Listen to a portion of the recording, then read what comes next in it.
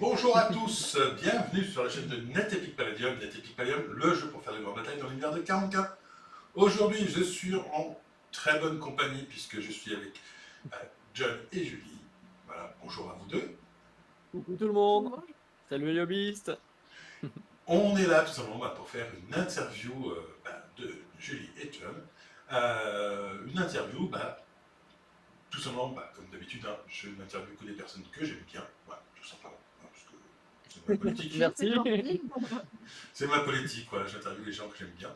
Alors, pour tout dire, je suis venu chez vous il n'y a pas longtemps.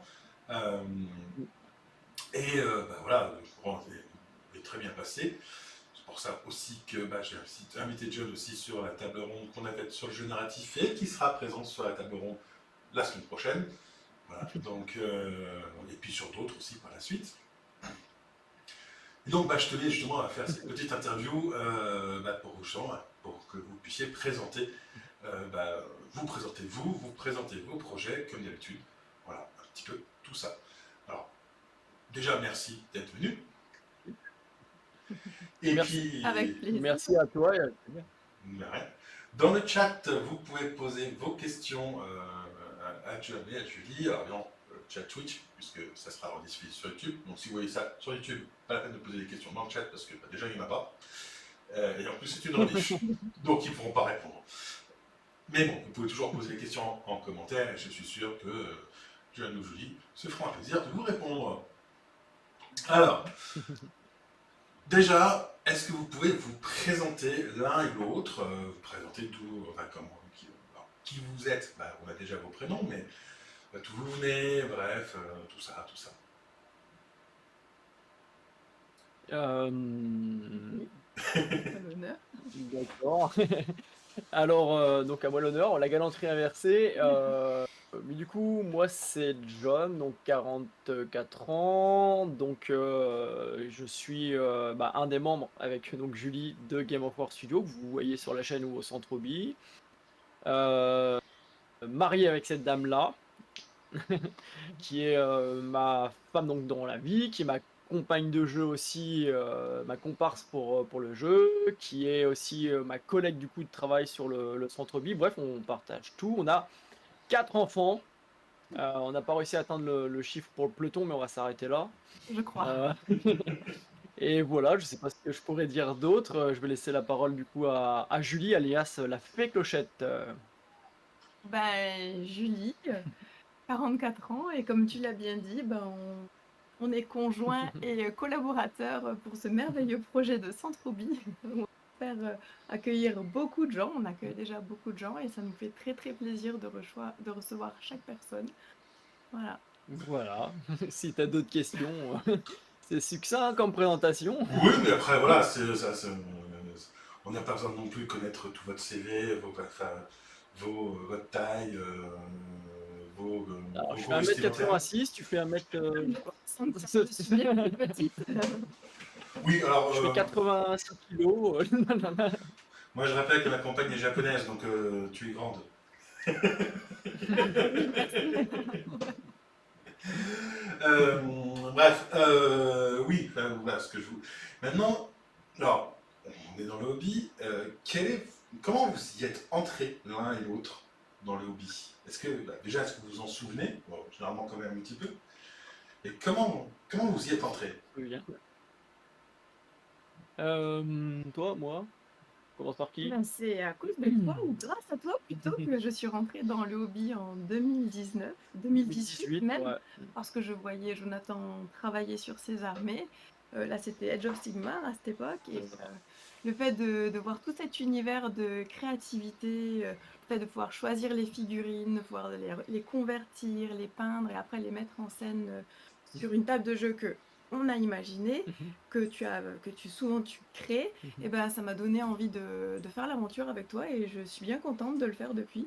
Et on a passé plein de temps avec d'autres jeux qu'Age of Sigmar et Ça s'est développé au fur et à mesure. Ouais, c'est vrai que Julie a commencé le hobby parce que moi j'en faisais depuis des années.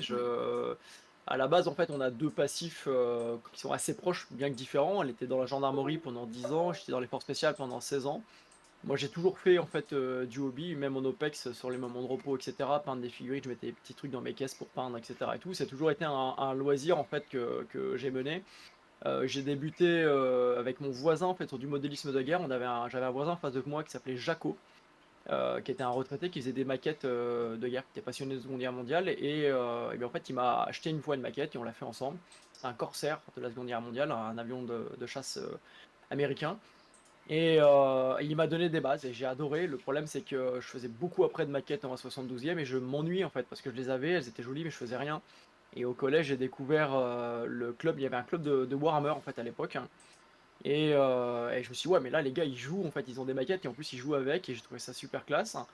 Et puis, du coup, c'est comme ça que je suis tombé dans le hobby. Donc, ça fait presque 30, presque 35 ans, je pense. Bah, j'ai commencé à 10 ans. Donc, D'accord. voilà, en sachant que j'ai commencé très tôt, j'ai sauté 2 classes, donc je suis arrivé de manière très précoce au collège. Et du coup, c'est vraiment un truc moi qui m'a hypé tout de suite en fait, le fait de faire de la maquette, de la peinture, de pouvoir se raconter des histoires sur une table. Bon, quand tu le sais, moi je suis un genre principalement narratif en plus, donc ça m'a vraiment vraiment plu. Et j'ai jamais lâché en fait la passion, bah, jusqu'à en faire mon métier actuellement. Et le petit truc, c'est que toi, les premières fois que tu avais été initié, c'était par ton cousin, hein, et t'avais pas plus Mais accroché que de ça, ouais, loin, de oui, loin, ouais. j'ai joué avec Ah, certaines armées, du mais battle. j'étais pas trop Mm, intéressée. Il a pas su me ramener dans ces jeux-là. On mhm. faisait des jeux de rôle ensemble avec mon cousin, et puis là, les jeux de figurines, pas du tout.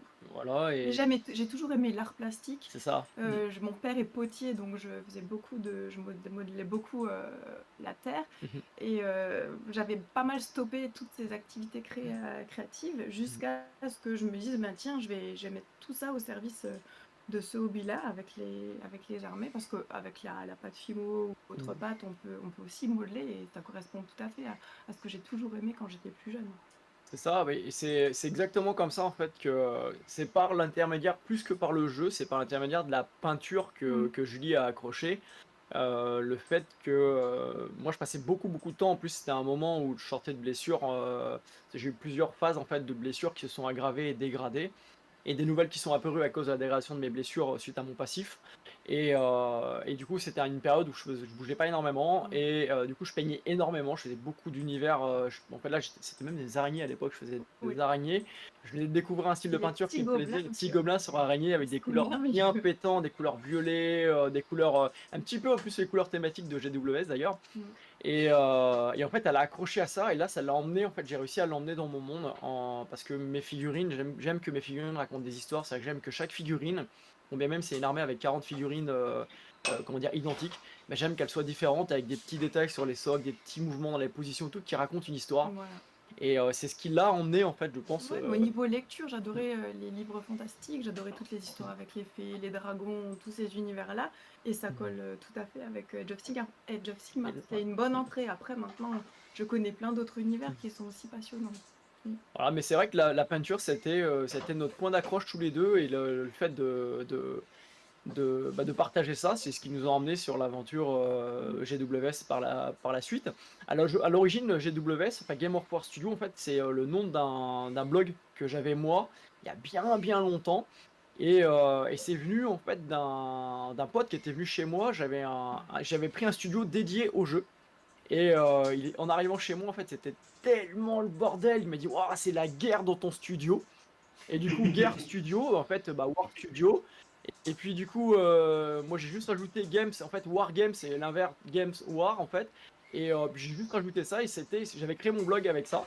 Et après mon blog a périclité, et du coup, bah, ce qui s'est passé, c'est que j'ai repris ce nom-là quand on a créé Game of War Studio. Et en même temps, GWS, c'est l'acronyme en fait de Global Wargame Solution, qui est l'entreprise en fait avec laquelle enfin, notre entreprise qui gère en fait le centre hobby, tout ce qu'on fait en impression 3D. Moi, quand je bosse aussi en freelance pour les boîtes, enfin tout, la totale quoi. Donc c'est un acronyme qui se retrouve. Voilà, voilà un petit peu pour la petite histoire. D'accord. Bah écoute, parfait. Euh, et alors, qu'est-ce qui vous a fait faire alors, c'est un peu particulier comme question, mais parce qu'on sait, alors particulièrement pour toi, John, puisque tu as commencé à 10 ans, donc assez jeune, enfin au collège, donc assez jeune, ce qui est le cas de certains d'entre nous, et on a aussi connu des personnes qui ont commencé en même temps que nous et qui se sont arrêtées par la suite, euh, pour diverses raisons. Mm. Moi, ce qui m'intéresse toujours, c'est pas pourquoi ils se sont arrêtés, parce que très souvent, c'est faute de temps, et on fait passer les études avant, etc. Et on reprend pas. Moi, ce qui m'intéresse, c'est pourquoi les gens ont continué. Voilà. Et alors, du coup, qu'est-ce qui vous pousse, vous, alors, toi, John, qu'est-ce qui t'a poussé à continuer le hobby tout au long? Et Julie, qu'est-ce qui te pousse, toi, à continuer maintenant aussi le hobby, outre le fait qu'effectivement, ce soit une passion, toi, mais parce que ça, c'est la réponse facile, c'est une passion. Mais voilà, c'est pourquoi cette passion? Qu'est-ce qu'il y a derrière cette passion? Hmm. Tu commences ou je commence? Si tu as une idée, vas-y. Ouais, bah moi c'est pas compliqué, c'est que j'ai eu un boulot qui était extrêmement stressant, extrêmement prenant, avec des confrontations à la réalité des choses en fait qu'on n'aimerait pas voir, que c'est ça, on peut le voir dans les films des fois, ok, et quand on le voit en vrai, on se dit oh putain, c'est pas du film, et du coup ça marque, ça laisse des traces. Plus le fait quand on est cartonné physiquement et bah, il y a des bobos qui se font, physique et mental. Et moi, ça a été un exutoire, une grosse porte de sortie. Et c'est vraiment, je pense, j'en discutais avec un ami, le lieutenant-colonel, qui est psychiatre aussi dans l'armée. On en discutait ensemble et il pense que ça a été une excellente béquille. Pour moi, c'est un excellent moyen de me garder, de me stabiliser en fait psychologiquement, d'avoir un élément en fait de sortie, d'échappatoire dans l'univers professionnel dans lequel j'étais et puis même par la suite en sortant, parce que je crois que la chute était encore plus dure en quittant le milieu dans lequel j'étais. Et moi, c'est vraiment quelque chose qui m'a raccroché, qui m'a aidé à me stabiliser, à m'évader, à me focaliser sur quelque chose en fait d'autre que ce que je pouvais penser ou les problèmes de la vie ou autre. Donc c'était très très essentiel pour moi. Bah, jusqu'en 2021, 2021, pendant près de 6 mois, j'ai perdu la motricité, donc des jambes, suite à ma blessure. Et du coup, j'avais beaucoup de mal à. Bah, en fait, des fois, je perdais vraiment l'usage de mes jambes et donc de marcher. Et en fait, j'ai fait plus de figurines que j'en ai jamais faites à ce moment-là. J'en faisais énormément. Et ça a été vraiment à ce moment-là un exutoire très très important psychologiquement pour moi. Et je regardais à l'époque beaucoup, bah, tu sais, Evie. Heavy en fait de French War Game Studio. Il le saura jamais ce petit bonhomme-là, mais quelque part, lui et Pride, c'est quelqu'un en particulier que j'aime énormément pour ce qu'il est, pour ce qu'il dégage, pour son côté humanisme, enfin pour plein de choses, plein de choses que j'aime beaucoup chez Pride. Et en fait, lui et Pride, c'était des vidéos que je regardais en boucle, mais tellement en boucle, ça l'a saoulé. Bah oui, j'ai commencé à entrer dans cet univers-là et tous les soirs, quand on allait se coucher, c'était Evie. Au début, ça me saoulait vraiment et à force, bah, j'écoutais et ça m'a même motivée. Je me suis dit, oh mais en fait, c'est super technique. Oh mais je pourrais faire, parce que j'avais une armée de Nightoad et j'avais envie du coup de faire tout plein d'armées et je me disais, bah avec tout ce qu'ils expliquent, c'est super simple, on a toutes les combines et du coup, on s'est mis à regarder Evie tous les deux. Et ouais, en fait, elle a énormément accroché aussi à Ivy et Pride notamment, parce que Oui, moi, parce Pride, c'est que quelqu'un que j'aime c'est vraiment hyper beaucoup. important, il est très pro. C'est ça, il y a Ouais, quelque chose de particulier chez cet individu que j'aime beaucoup, d'ailleurs que je salue au passage. ouais, je suis Et en vraiment fait, ils m'ont d'accord. été d'une. Non, je suis vraiment d'accord Tu sur, disais? je suis vraiment d'accord sur Pride. Je trouve qu'il dégage quelque chose de, bah, comme tu dis, quelque part d'humaniste. Toi, tu sens vraiment. Enfin, je le connais pas personnellement, hein, donc voilà, mais quand tu le vois, tu sens vraiment de la bonté, quoi. Enfin, toi, c'est s'intéresser, la bonté, voilà, c'est excellent, quoi, pour moi. Mais voilà, je te laisse C'est ça, continuer. c'est exactement ça. Bah, je le connais pas personnellement non plus, moi j'ai juste vu en vidéo, puis on a déjà pas mal de fois échangé sur Facebook par Messenger et autres, mais voilà, c'est quelqu'un moi, que j'apprécie. Et donc leurs vidéos, je les ai énormément regardées et tout, ça m'a aidé psychologiquement dans les moments difficiles que j'ai vécu quand bah, pendant ces 6 mois-là, je perdais ma motricité. En parallèle, je faisais mon parcours médical et honnêtement, j'en chiais parce que c'était compliqué de se relever, remarcher, etc. Et du coup, le hobby a été encore plus présent dans ma vie. Et Julie m'a rappelé un truc là, cet après-midi, quand on discutait en Ouais. préparant l'interview, en fait, elle m'a dit, mais tu te souviens, en 2018 déjà, tu me disais, ouais, t'as fait les choses dans ta vie, il y a des choses que je voulais faire dans ma vie, je les ai faites. À la base, je voulais entrer dans les paras, on m'a proposé les forces spéciales, j'y suis allé, je l'ai fait. Je voulais être shooter, je l'ai fait. Bref, j'ai fait toute ma carrière, j'ai évolué partout, j'ai réussi à aller à peu près partout où j'avais envie et de faire un peu tout ce que j'avais envie en me donnant les moyens. Il y a ma deuxième grosse passion dans la vie, c'était les figurines, le monde du wargame. Et je disais à Julie, je dis, bah, ça serait cool si un jour j'arrive à en faire un boulot. Et j'avais pas l'idée d'en faire un boulot à proprement parler comme aujourd'hui j'en fais, ou bah, comme j'ai pu bosser pour certaines boîtes, à faire de la traduction, du game design, en freelance, ou là même avec le centre Bi, tout ce qu'on peut faire à côté, c'est que c'est un rêve en fait aujourd'hui qui devient réalité. Et en 2021, quand j'ai perdu cette motricité, je me suis dit, bon, bah, je pourrais plus faire de l'instruction, je pourrais plus aller gambader à perpète à droite, à gauche, encadrer des gars, etc. Parce que je pourrais plus être devant, être le premier, et puis l'idée mon groupe, voilà, et tirer le groupe. Je me suis dit, bah, il va falloir que je trouve un autre boulot et que je puisse bah, subvenir aux besoins de ma famille. Et en fait, bah, à travers ça, c'est l'idée, bah ouais, pourquoi je ferais pas ça? Pourquoi pas? Bah oui. Voilà, et je me suis dit, après tout, de toute façon, voilà, il va me rester, je sais pas, 15 ans à bosser, bah, tant qu'à faire, autant le faire et se lancer dedans. Puis ça va me permettre, voilà, bah, en faisant de la peinture de figurines d'armée, en imprimant des figurines pour les gens, en les conseillant sur le modélisme, en leur créant des tables, etc. Bah, en fait, de fil en aiguille, c'est comme ça que j'ai développé le truc et que c'est devenu encore plus intense. C'était déjà présent depuis X années chez moi comme passion et comme béquille. Et aujourd'hui, en fait, c'est devenu un métier passion, quoi. Voilà. Et toi, du coup, pourquoi tu continues alors? Mais Oui, sa motivation m'accroche vraiment. Et il y a plein de choses que j'aime apprendre. Pour moi, c'est difficile de travailler sur les règles de jeu. Et la multitude de jeux fait vraiment travailler mon cerveau. Et j'aime cette difficulté, j'aime me mettre en difficulté là-dedans. À côté de ça, comme je suis aussi professeure des écoles, que je suis maman, que je gère la maison, tout ça, j'aime bien avoir ce petit temps à moi où je suis dans mon univers, où je me suis fabriqué mes histoires avec mes figurines, où je prends le temps de les peindre ou de les modifier un peu. Ça me fait du bien. En fait, c'est des petites bouffées où je rêve un peu comme une gamine et je suis en train de faire mes petites bidouilles. Quand on a le projet de faire des tables ensemble, le fait de devoir faire, enfin, le fait de faire des choses en couple, Ouais, c'est génial. c'est agrandir en fait, Le champ comment des dire, possibles et notre notre complicité. grandeur d'amour, quoi. C'est Ouais. génial. En plus, on y a inclus les enfants. Mm. Moi, je trouve que les jeux de stratégie, c'est très éducatif. Donc, on leur apprend à faire du modélisme, on leur apprend un petit peu les mathématiques, Le sens de la même, stratégie tactique, les même à maths, 4 ans. dans les Déjà, mathématiques. rien que reconnaître Oui, les constellations de dés, c'est déjà bien. Faire des petites additions, des soustractions, c'est chouette. ouais, parce que même les plus petits, ils jouent avec nous Ils quand jouent on avec joue. nous. En fait, ils comptent ce qu'il y a sur les dés, ils jettent les dés, etc. On les initie déjà à ça et ça les éveille énormément, ouais. Ouais, le goût de l'effort pour les plus grands, parce que, comme pour moi d'ailleurs, d'avoir envie de faire une armée, c'est une chose, mais de la faire, de la monter, de la peindre et après de la jouer, ça fait un grand chemin et il faut s'y tenir. Donc c'est plein de petits challenges en fait, hein. Et à chaque fois qu'on a un nouveau jeu, bah, le challenge c'est d'y jouer. Ouais, S'il y en a beaucoup, c'est des bons challenges.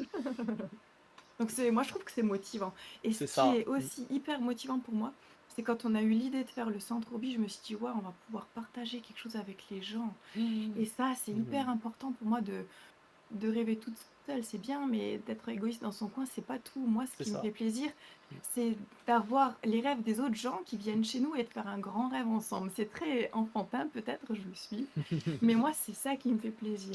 oui, Si les alors, gens ils viennent ici, qu'ils ont des petites lumières dans les yeux quand ils voient le centre hobby, tout ça, c'est chouette.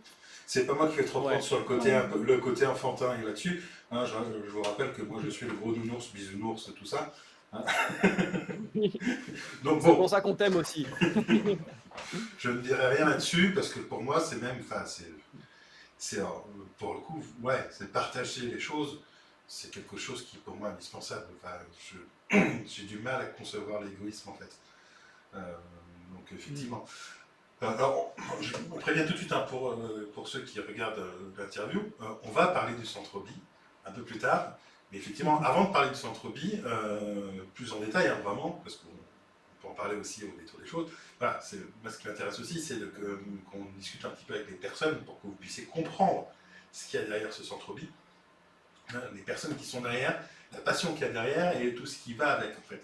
C'est pour ça un petit peu que j'ai introduit ça un peu plus lentement que d'habitude, où effectivement d'habitude je vais un peu plus vite juste dans l'introduction, mais là, ouais, je pense que c'est indissociable de vous, en fait, vraiment pour le coup, Et quand je dis de vous, c'est déjà de vous deux, de vos enfants aussi d'ailleurs, d'une certaine façon aussi. Donc voilà, donc c'est pour ça que j'insiste un petit peu sur vous là-dessus. Euh, Moi, il y a un truc que tu as dit, John, justement, sur le côté justement exutoire qui est assez vrai, que je retrouve un petit peu, alors pas dans la même façon, parce que je ne fais pas le même métier, moi je fais un métier assez pépère quand même si pour avoir 2-3 coups de stress dans ma mission précédente. Euh, Quand tu sais que tu as un ministère qui suit attentivement l'incident sur lequel tu travailles, bon, voilà, c'est un petit coup de stress supplémentaire, mais bon, c'est pas la même chose. Euh, mais oui, effectivement, pour moi, ça permet, vraiment, le hobby me permet de sortir, pareil, de la même façon du monde du travail, et de façon générale, et vraiment d'aller sur, ouais, de s'évader, et de rêver aussi, là je reprends un petit peu ce que tu as dit, Julie. Et justement, on le sait tous les trois, on est des joueurs narratifs, on aime se raconter des histoires.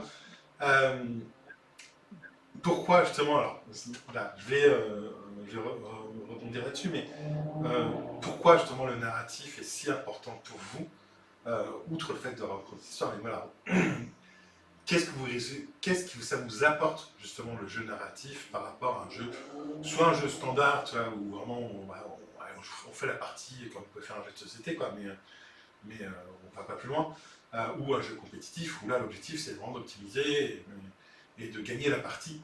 Voilà. Alors que dans le jeu narratif, c'est plus de la jouer, de la vivre, cette partie, que de gagner. Moi, je suis un mythe. Je préfère une très bonne partie où je perds, mais par contre, on s'est amusé, on a vécu la partie, on l'a ressenti, que la gagner et puis être en mode ouais, mais j'ai rien ressenti, quoi. Ça m'a pas fait vibrer en soi-même. Vous, de votre côté, voilà. Pourquoi le narratif de votre côté? Pourquoi le narratif de notre côté? Comme on le disait, c'est pour se raconter des histoires en fait, hein. Ben, moi, j'aime bien, j'accroche à certains jeux par rapport à leur univers. Mm. Si l'univers me touche, j'aurais plus envie d'y jouer que s'il me touche moins. Mm. Et, j'aime quand je commence une partie je suis comme un petit héros qui va poursuivre une quête et qui aura des péripéties. Ben, on ne sait pas si je vais y arriver ou pas, mais moi j'ai envie de me mettre dans cette posture-là et d'avoir une quête. Moi, ça me motive, ces histoires qu'on peut se raconter.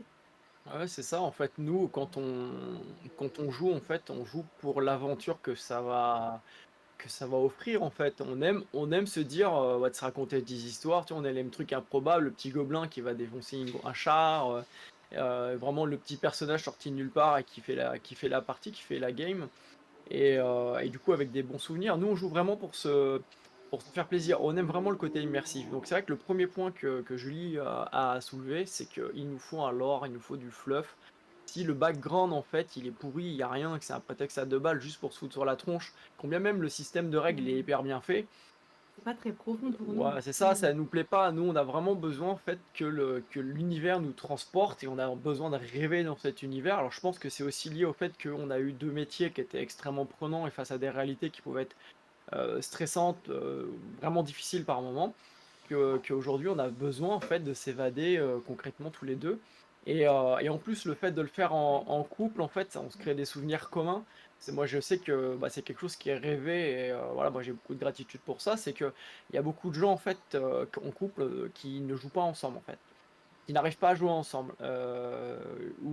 Quand je dis qu'ils n'arrivent pas, c'est souvent parce qu'il y en a un qui a une vision compétitive, l'autre il est plutôt fleur bleue, etc. Et tout. Nous, on a une vision qui colle globalement, même si moi j'ai un petit côté parfois compétitif, hein, j'aime bien pousser les trucs dans le retranchement, le mind game, etc. Mais on a une vision en fait comment dire, qui est similaire dans le sens où on a besoin de se raconter une histoire, on a besoin de s'immerger dans l'or, on a besoin d'avoir une table immersive. On fait des belles tables ici, je sais pas si tu avais vu, on était en Ouais. train de faire pas mal de tables là, pour les événements. Et on fait des vraies tables en 3D avec pas mal de décors et tout pour que ça soit pleinement immersif, qu'on ait l'impression d'être, si tu vis dans le désert, t'es dans le désert, si tu vis dans la jungle, t'es dans la jungle. Oui, voilà, c'est ta faction, elle s'inscrit dans un environnement qui s'inscrit dans une histoire et il y a des boîtes de jeux qui font évoluer leurs histoires sur des années et des années et c'est toujours merveilleux, hein. Alors, nous, on a besoin de ça en fait, et donc du coup, On aime le narratif pour ça, c'est-à-dire pour se raconter des histoires, partager des moments, tous les deux, se faire des souvenirs autour de la table. Et quelque chose qu'on aime particulièrement, moi, tu sais, l'esprit de partage, c'est quelque chose qui nous anime beaucoup avec Julie, d'où le fait qu'on a créé le Centre Bi. On en parlera plus tard, l'origine même du Centre Bi, pourquoi ça s'est créé, hein, c'est un lien notamment avec la Covid. Et, euh, et en fait, le truc, c'est qu'on aime faire des belles tables, on aime écrire des histoires, des scénarios, on aime faire des belles figurines, justement, pour le partage, pour faire rêver les gens, en fait. Et c'est ça qui nous plaît, en fait, le jeu narratif, hein. Ouais. Même au niveau des enfants, hein, quand Mm. la dernière pardon, armée que j'avais peinte sur les Stormcast, Stormcast, ouais. j'ai trop aimé quand j'ai peint avec les grandes ailes et Mhm. tout, que j'ai montré aux enfants, ils ont dit waouh, ils ont commencé à les prendre, ils ont joué avec, enfin, Mhm. tout plein de magie, c'est chouette. C'est ça, on aime vraiment, nous, le côté vraiment plus ouais, narratif magique, en fait, beau, en fait, qui va faire rêver. Vraiment, le truc, c'est ça, c'est on aime rêver avec nos jeux, en fait. On aime se plonger dans des univers où on ne va pas. Bon, la jungle et le désert, j'en ai bouffé un peu. Mais voilà, il y a une jungle orc où il y a un big boss qui boit du thé, j'en ai jamais fait encore, tu vois. Et Ouais. donc, me plonger dans ce univers-là, ça me plaît. Ouais, c'est chouette. Bon, alors après, j'avoue que je conçois totalement que, fort heureusement, vous n'avez pas vécu dans l'univers de 40K, parce que Non, moi j'ai un peu vu ça. c'est pas forcément le truc le plus agréable à faire, en vrai. Mais ceci étant, oui, oui, effectivement, se projeter dans ce genre de truc, moi, je suis d'accord. Alors, Julie, tu parlais de jeu de rôle tout à l'heure. Moi, c'est pareil, j'ai commencé d'abord par jeu de rôle avant de faire du jeu de figue, même si ça arrive assez vite derrière. Et c'est vrai qu'en fait, de la même façon, d'ailleurs, dans le jeu de rôle, je suis très narratif aussi. Enfin, ce qui m'intéressait, c'est de jouer mon personnage à fond. Euh, Quitte à faire des trucs parfois totalement débiles, parce que c'est le personnage. Voilà, Bah oui. voilà, je me souviens d'un pauvre elfe noir, un PNJ elfe noir qu'on avait récupéré sur un scénario. On se fait attaquer par des elfes noirs. On, bon, ils y restent tous sauf un qui est gravement blessé. Et pendant que les autres joueurs sont en train de réfléchir aux questions qu'ils vont lui poser une fois qu'il sera réveillé, on m'a confié la tâche de le surveiller avec quelqu'un d'autre, avec un autre joueur. Moi, je joue une barbare un peu. Ouais, un peu conne. Enfin, faut l'avouer, hein, enfin, qui réfléchit pas, parce que de toute façon, on avait considéré que c'était aux autres de réfléchir, pas elle. Et je le regarde et je fais hé, on joue à main gauche, main droite. Et l'autre joueur me fait oui. Donc, du coup, bah, on met chacun une baffe au pauvre elfe noir. On a juste un joueur qui à côté fait non. Oui, on a tué l'elfe noir, quoi. C'était totalement débile, je le savais en tant que joueur de faire ça. Mais c'était tellement drôle que je l'ai fait. Ça allait tellement dans le personnage que j'ai fait. Et c'est ça que je trouve justement très intéressant, c'est de se pousser, parfois même faire des trucs. Et je trouve qu'en plus, ce narratif-là, quand tu te racontes une histoire, qu'en plus tu fais évoluer tes personnages, tu as des personnages qui reviennent, etc., parfois tu vas faire des actions qui sont totalement débiles en termes de gameplay, parce que bah, t'as pas envie que ton personnage, là, ton gobelin qui a cassé 3 tanks depuis qu'il joue, en fait, tu joues avec, hein, ça fait 3 tanks qui cassent, t'as pas envie qu'il y reste, et donc du coup tu vas mettre en danger la moitié de ton armée pour le sauver, alors que techniquement parlant tu devrais pas, mais... oui, effectivement, moi ce que je disais, effectivement, dans le narratif, et c'est ça que j'aime, c'est justement se raconter effectivement des histoires et se projeter, et parfois même faire des scénarios qu'on adapte totalement, qui peuvent être déséquilibrés, on se moque totalement, parce que ce qu'on veut, c'est raconter l'histoire. Tu sais pertinemment, parfois sur un scénario, bah, tu vas gagner, tu vas perdre, parce que le scénario est fait pour ça, pas fait pour que tu puisses gagner, mais fait pour savoir combien de temps tu vas tenir. Hein. Typiquement, le dernier carré, par exemple. Et en fait, c'est ça qui change pour moi un petit peu la donne. Outre le fait, et toi, pareil, il y a des jeux où tu as très très peu de lore, et je suis d'accord avec toi, mais moi, je n'accroche pas, parce il me faut de la matière pour me lancer dedans, pour laisser mon imagination un peu stupide faire n'importe quoi avec, hein, voilà, comme des orques qui boivent du thé, euh, parce que c'est rigolo. Mais voilà. Et là, bah, on a quand même pas mal parlé de vous. Maintenant, si on abordait le Centre Bi, donc votre projet, donc est-ce que vous pouvez nous parler du Centre Bi et aussi, bah, du coup, aussi après de votre chaîne. YouTube. Voilà. Alors, n'hésitez pas. Sur D'accord. le centre-bi, allez-y. Hein. Vous avez bien au moins une demi-heure, si ce n'est plus, pour parler du centre-bi. Lâchez-vous. Présentez-nous ça. Vraiment, Ça- faites un effort parce que ça le mérite. Alors, grosso modo, j'envoie? Ok, c'est moi qui envoie. Grosso modo, le centre-bi, c'est quoi? Alors en termes d'entreprise, on est un centre culturel. Donc c'est-à-dire qu'on déjà on est une entreprise et pas une association, on est un club privé. Alors la petite histoire du centre-bi, donc je vous ai expliqué tout au début, il y avait mon blog Game of War Studio, donc GWS. Par la suite, en fait, vidéo un peu merdique sur YouTube, où on voyait que mes doigts parce que je montrais pas mon visage et tout au départ. Et, donc la chaîne s'est appelée Game of War Studio, du nom du blog. Et il y a eu la période Covid, et la période Covid, en fait, ça a changé pas mal de choses, nous, dans notre perception, en fait. Pourquoi? Parce que, en fait, on pouvait plus aller dans les boutiques, on pouvait plus aller en club, on pouvait plus voir personne, et cetera. Et nous, ça nous a gavés parce qu'on aime beaucoup, enfin, en tout cas, je pense que on aime beaucoup partager, en fait, rencontrer les gens, faire des événements, faire des soirées. On vit sur en fait, on a décidé, on avait un ranch acheté en 2016, hein, enfin, des terres agricoles avec des chevaux, et cetera. Et en 2019, on a décidé de quitter la région dans laquelle on était pour s'installer définitivement, en fait, sur ce ranch où on vit en autonomie. C'est-à-dire, autonomie énergétique, et cetera, faire des jardins, les animaux, on élève des chevaux, notamment. Et donc, du coup, quand il y a eu la Covid, comme on était un peu privé de tous les copains, ce qu'on a fait, c'est qu'on a fait venir des gens ici, sur notre terrain, puisqu'on a 10 hectares. Et on leur a permis de vivre le confinement sur nos terres. Et de là, en fait, déjà, est né notre avant-dernière, notre fille, déjà, cette période-là, ouais. Et est née, sur les 4 enfants, hein, c'est une petite qui est née à cette période-là. Elle est née le jour du premier jour du confinement. On était à l'hôpital à ce moment-là. Et en fait est né l'embryon du centre-bi, c'est-à-dire qu'on a construit en fait un chalet à ce moment-là, un tout petit chalet de 20 mètres carrés. Et du coup, on a transformé ce chalet en salle de jeu.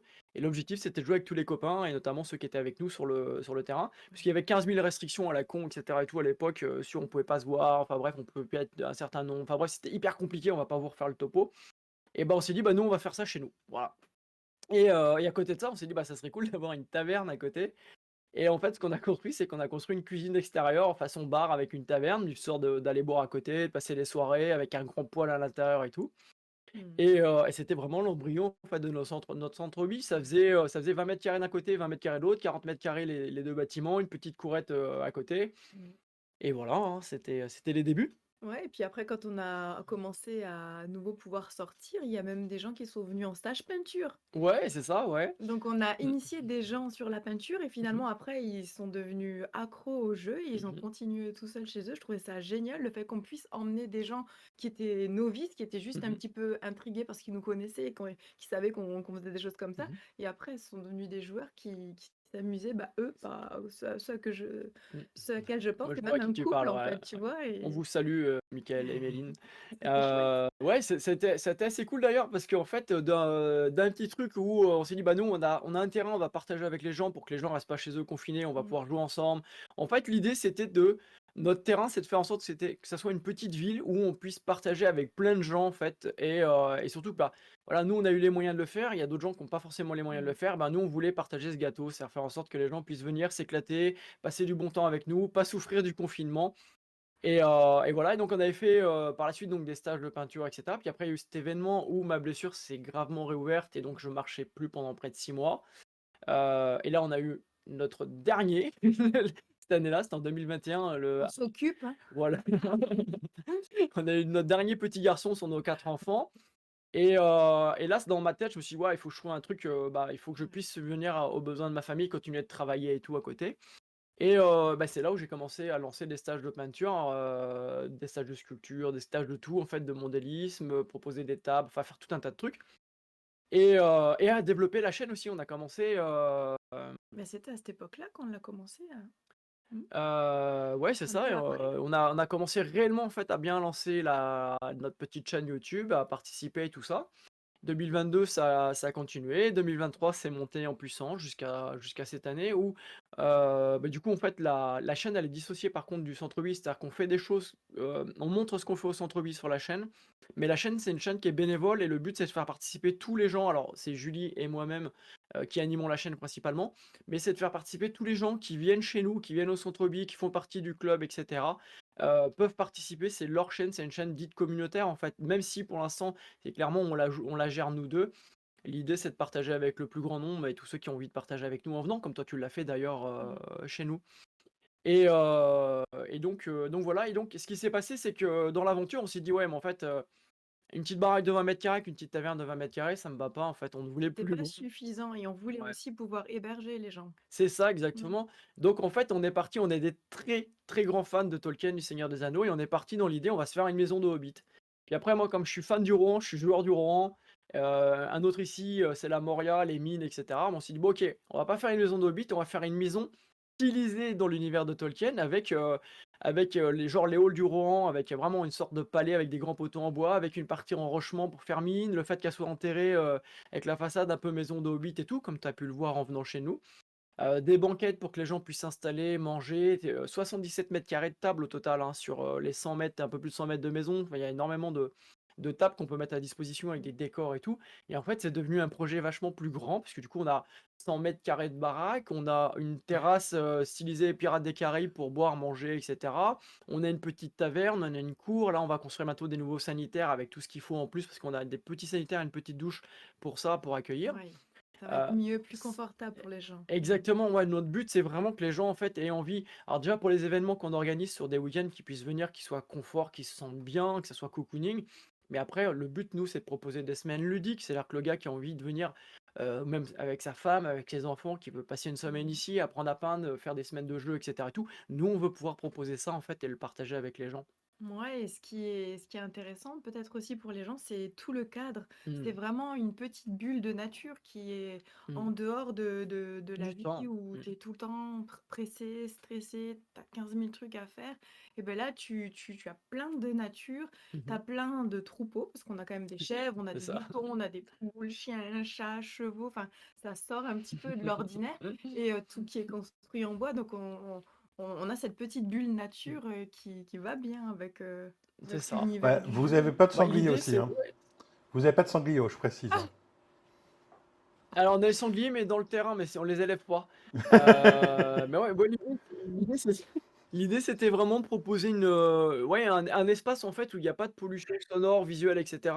Où déjà il n'y a pas la Wi-Fi pour les gens ici déjà, et où les gens en fait peuvent se reconnecter entre eux, jouer entre eux, faire des choses en fait concrètes, en réel, Oui. et partager des moments et se créer des souvenirs ensemble. Et dans un environnement atypique, bah, tout le monde n'a pas la possibilité de construire une baraque de 100 mètres carrés façon une maison de Hobbit, Tolkien chez eux. Et voilà, nous, on a eu la possibilité, donc bah, on l'a fait. Mm. On avait envie de rêver, on l'a fait. On a fait de notre rêve une réalité. Et maintenant, ce rêve-là, on veut le partager avec les gens. Et c'est ce qu'on fait régulièrement ici, puisque les gens. Ah oui, alors, ouais, mais t'as pas vu encore, Titi, toi, la dernière fois que t'es venu, t'avais vu le petit chalet, Oui, j'ai l'ancien pas chalet, vu Titi. comment ça a T'as pas encore changé. vu la maison de Hobbit, faut que tu reviennes, mon Titi. T'es le bienvenu, oublie pas, hein. C'est Ouais, Titi dans le chat, je réponds à Titi, il a dit je ouais, j'ai confirme vu. parce que c'est vraiment cool. Parce que lui, il était venu à l'époque, il y avait le petit chalet d'une vingtaine de mètres carrés avec la petite taverne et tout. Et le tout début en fait du centre-ville, en fait, c'est l'histoire que je racontais. Et là maintenant c'est devenu un truc qui est devenu énorme et on a énormément de gens qui nous contactent pour organiser des événements, des tournois, même du team building. Les gens ils viennent pour bah, voilà, des équipes de France de jeux ou autres qui veulent venir pour se caler 3-4 jours ici, reculer de tout, puis s'éclater à jouer, faire des petits trucs à côté. Donc voilà un petit peu ce qu'est le centre-ville. En fait, ça fonctionne comme un club privé, comme un club. Mm. C'est-à-dire que vous avez une cotisation à l'année, vous pouvez venir le mardi, le vendredi, un week-end par mois ou sur les événements, etc. Ou alors, bah, en fait, c'est la soirée, vous venez, vous payez 5 euros, vous avez accès à toutes les tables, vous avez accès à toutes les armées, vous pouvez faire initier, vous avez une boisson compris en fait pour la soirée. Et voilà, et du coup, bah, ça permet en fait et de faire vivre ici, de racheter les boissons, racheter du matériel, etc. Mm. Et puis aux autres, ça leur permet d'avoir un truc qu'ils vont pas forcément chez eux, c'est-à-dire plus de 100 mètres carrés dédiés au jeu avec des belles tables, avec tout plein d'armées. Il y a 52 jeux au centre-ville, c'est énorme. Enfin, encore là, quand on faisait la compta, on se dit, mais comment on fait pour jouer à tout ça, quoi? Titi a dit, c'est clair, je repasserai. Mais bien sûr, mon Titi, il faut Ouais, revenir. Vraiment, on ouais. t'attend avec impatience en plus. Ouais, non, alors moi, pour être venu, je confirme que, bon, on est super bien accueillis. Voilà. Julie et Jeanne sont adorables. Le centre-bi, enfin, honnêtement, moi, tu m'avais dit, ouais, enfin, quand tu m'as décrit le centre-bi au départ, quand j'ai vu le centre-bi, j'ai fait, ah ouais, mais c'est encore mieux que ce que j'imaginais. Euh, Moi qui suis difficile pour dormir, j'ai bien dormi.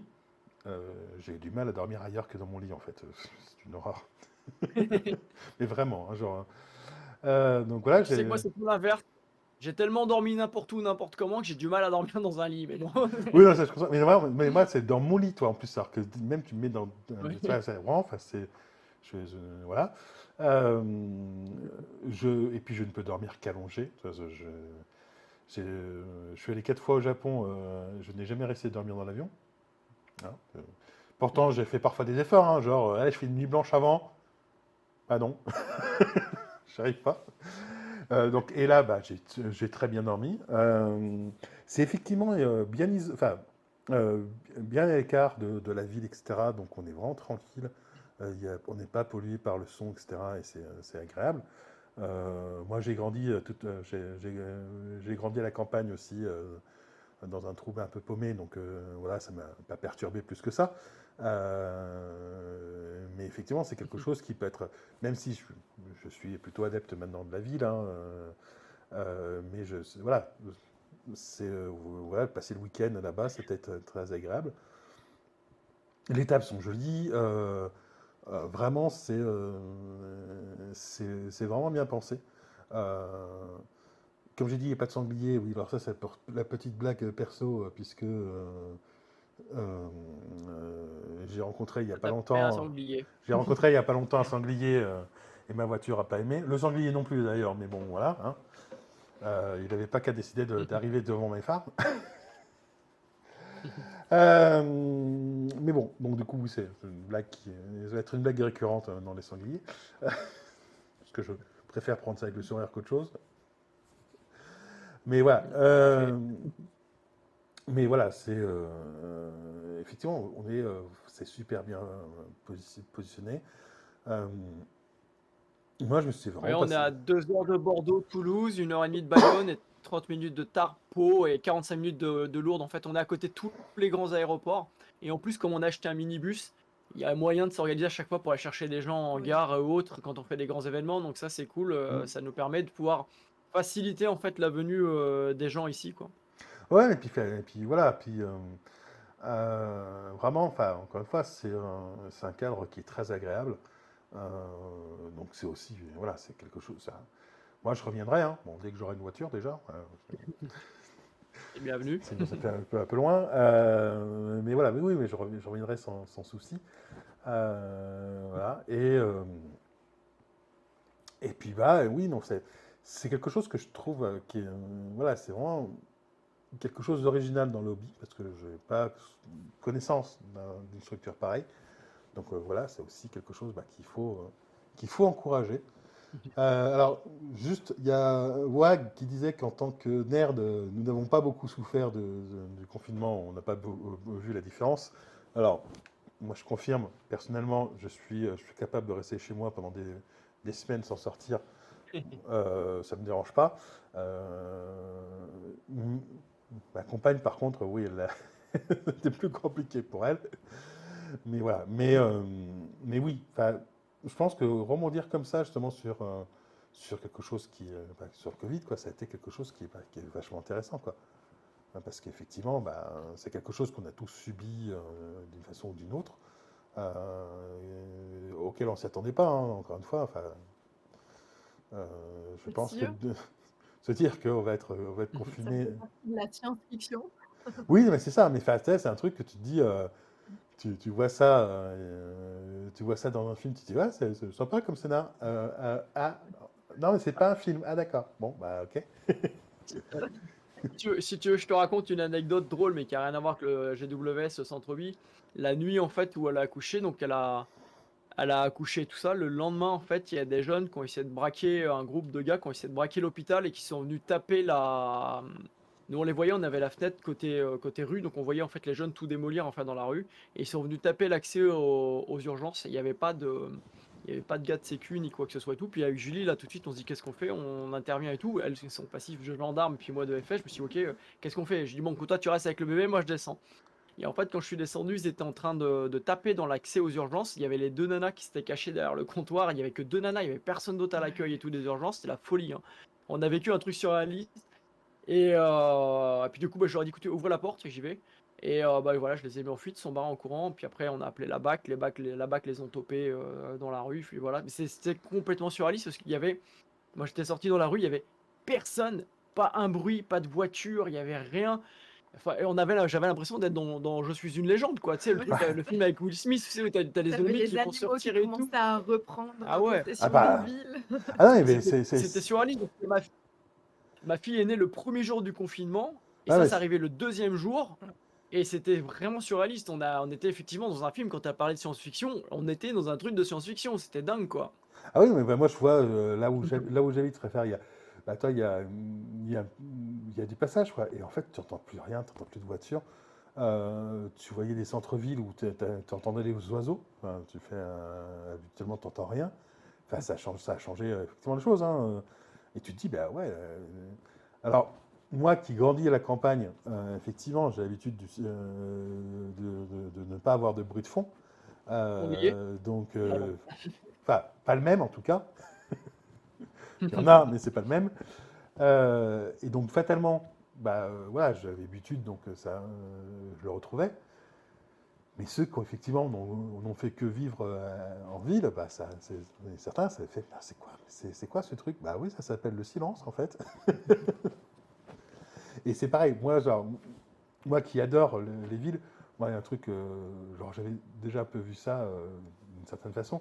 Une fois où j'étais allé au Japon, justement, bah, j'adore en faire sortir dans les villes la nuit, en fait. Moi, c'est un truc que je kiffe. Toutes ces lumières, en fait, qui sont là, en fait. Et le fait qu'il n'y ait personne. Parce que, voilà, j'ai mon côté aussi un petit peu solitaire. Et en fait, bah oui, j'avais déjà, justement, parcouru une ville comme ça, avec toutes les lumières, et puis rien, personne, tu croises personne du tout. Tu vois, et mais oui, tu as le truc un peu surréaliste où tu vois plus personne dans les villes, quoi. Mais Ouais. mais bon. Mais oui, pour revenir sur le centre Bi, moi, c'est vraiment quelque chose que j'ai kiffé, honnêtement, l'expérience. Vraiment. C'est vraiment un truc. Si on dit, bah, tu le refais, je fais, ouais, mais je reviens, hein, pas de souci. Voilà, donc je reviendrai, il n'y a pas de débat là-dessus. Euh, En mais plus, on va ouais, organiser une grande tablée avec du narratif. On va faire une énorme table, un énorme U avec toutes les tables. Et on va faire du Légion Impérialiste. On va faire une grande campagne Légion Impérialiste l'année prochaine. Donc là, forcément, ça va être hyper cool, quoi. On compte sur toi. ah bah oui, ben, je viendrai de toute façon, ne serait-ce que pour faire aussi un petit reportage dessus. Voilà. Puisque je rappelle effectivement que ce soit John ou moi, bah, les gens à Paris, on aime ça, hein. Voilà, Tout à hein, fait. voilà. Même si effectivement, bah, sur ma chaîne, on va plus parler de NetEpic, mais on parlera aussi de Légion Impérialis. Grosso modo, j'ai estimé qu'on ferait à peu près un rapport sur 4 sur Légion Impérialis. Voilà, en Très fait, intéressant, ça, c'est bien. on va faire, pour être honnête, dans mon idée, c'est 2 rapports standards sur NetEpic, un rapport standard sur Légion Impérialis et un rapport narratif en NetEpic. Voilà, je ne ferai pas de narratif sur Légion Impérialis parce que ça ne s'inscrit pas dans le segmentum lacrimae, de toute façon. Donc voilà, Mhm. mais sinon, oui, voilà, on en fera encore une fois là-dessus. Et puis effectivement, bah, on a discuté. Enfin, voilà, moi, c'est un jeu qui a de bonnes mécaniques. euh, voilà, qui est intéressant. Donc, et puis, c'est un jeu qui permet de se projeter justement dans le narratif. Enfin, pour moi, le 6-8 mm, c'est vraiment l'idéal pour du narratif. Enfin, mon titre, c'est mon point de vue perso. Parce que justement, tu peux vraiment raconter une grosse bataille, etc. Voilà, enfin, là, la partie qu'on va tourner dimanche, toi, avec Oum, Il a une compagnie de garde tactique, une compagnie de grenadiers, une compagnie de cavaliers de la mort, puisqu'il joue des scores de Krieg, hein, une compagnie de garde des armes lourdes, une compagnie d'artillerie, une compagnie de Lehman Russ. Euh, voilà, hein, ça fait un peu le truc. Hein, voilà. Donc, et se dire que tu peux aligner ça, en fait, voilà, on a toute l'histoire autour de la partie qui est déjà écrite. Euh, pas la fin, évidemment, ça va dépendre de la partie. Et voilà. Mais oui, c'est ce côté-là que je trouve intéressant. Et vraiment, je pense qu'effectivement, dans le centre-bi, il y a de quoi se faire effectivement des bons week-ends narratifs où on peut penser à plein de trucs comme ça, quoi. Euh, Parlons. ouais. Il y a des- Non, c'est parce que je voyais un décalage entre Discord et Twitch. Je Oui, t'écoute, non, je mais t'écoute. c'est normal, oui, il y a toujours un décalage entre les deux. Il y a quelques secondes de décalage. Mais ouais, ce que je pensais, alors justement là-dessus, donc le centre-bi, bah, Oui. vous nous l'avez bien vendu quand même. Voilà. En même temps, avec Julie et John, comment voulez-vous ne pas résister au centre-bi, quoi. Les chances. Voilà. Maintenant, justement, la chaîne YouTube, tu en as un petit peu parlé. Moi, j'aimerais qu'on l'évoque aussi un Oui. petit peu. Euh, cette chaîne YouTube, tu l'as dit, effectivement, c'est plus une vitrine quelque part et une chaîne coopérative, enfin une chaîne communautaire. Est-ce que Oui. tu peux nous en parler justement alors déjà, je veux pas, alors, ça fera peut-être un peu de pub sur la chaîne, sur ma chaîne, mais bon, tu as plus de 20 000 abonnés. Moi, j'ai à peine dépassé les 1000, donc on est bien d'accord que c'est plutôt censé lorsque ça fonctionne. Mais mais voilà. Mais ceci étant, moi je trouve ta chaîne très intéressante parce qu'il y a un truc, on a souvent dit le multijeu c'est compliqué. Euh, Oui. ouais, ce qui est pas faux. Hein. Quand tu sors de 40K, tu fais beaucoup moins de vues. Et ceci étant, alors certes, l'objectif pour vous c'est pas de vivre de la chaîne YouTube, hein, donc ça Non, pas aide. du tout. Voilà. Mais du coup, effectivement, vous faites vraiment beaucoup de jeux différents. Et ça, je trouve ça Oui. vachement cool. Euh, Est-ce que maintenant, justement, vous pouvez me parler un petit peu de cette chaîne YouTube, de ce qu'on y trouve, de ce qu'on n'y trouvera pas, éventuellement. Hein, voilà, quelle est la ligne éditoriale de la chaîne YouTube. Pourquoi avoir fait cette chaîne YouTube. Et voilà, et comment elle s'articule avec le centre bi. J'en vois. C'est bien. Du coup, ouais, la chaîne, à la base, je l'ai créée moi, où j'avais envie de partager un petit peu des petites astuces, des petits trucs en modélisme et tout ça. De base, avant l'université, moi j'ai aussi eu une formation en fait scolaire où je faisais la TSA, technologie de système automatisé, et avec une option maquettiste.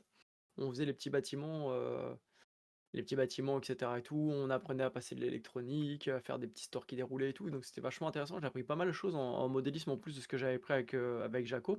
Et après, j'ai basculé dans un autre domaine complètement différent, parce qu'après, j'ai fait du littéraire de langue et puis de l'ethnolinguistique, mais complètement différent. Et donc, j'avais envie de partager des petits trucs de modélisme, des petites astuces, des petits trucs comme ça sur YouTube. Mais alors, vraiment très humblement, des petits trucs, des petites astuces qui pourraient servir aux gens, des petits trucs que j'aurais bien aimé apprendre aussi. Et puis, l'ère de YouTube, en fait, est vachement bien pour ça. On peut partager pas mal de choses.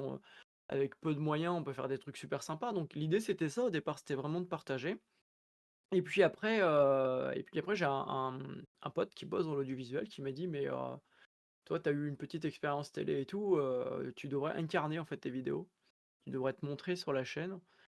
Et c'était compliqué pour moi parce que j'avais pas forcément envie. Alors, on a l'impression que je suis hyper à l'aise à chaque fois dans les vidéos et tout, mais en fait, moi, je suis pas du tout.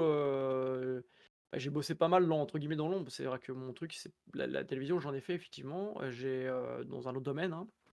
Euh, mais c'est pas. Moi, ça m'éclate pas en fait de me mettre en avant. J'ai un peu de mal avec ça.